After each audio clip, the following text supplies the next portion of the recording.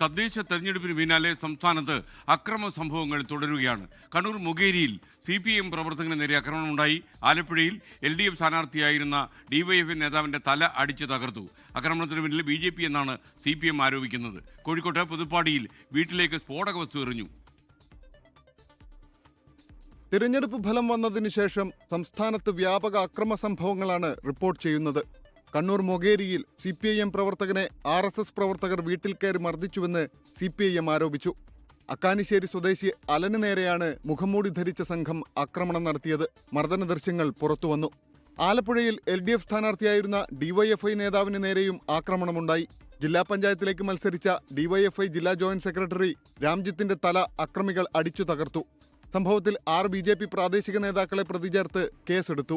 ഗുരുതര പരിക്കേറ്റ Ramjith Kottayam medical college ആശുപത്രിയിൽ ചികിത്സയിലാണ്.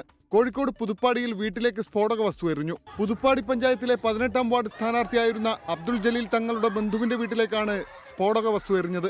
അക്രമത്തിന്റെ ദൃശ്യങ്ങൾ പുറത്തുവന്നു.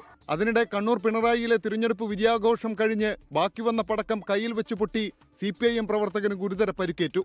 അപകടത്തിൽ CPIM പ്രവർത്തകൻ വിപിൻ രാജിന്റെ കൈപ്പത്തി അറ്റുപോയി. വിവിധ ബ്യൂറോകൾക്കൊപ്പം ന്യൂസ് ഡെസ്ക് 24.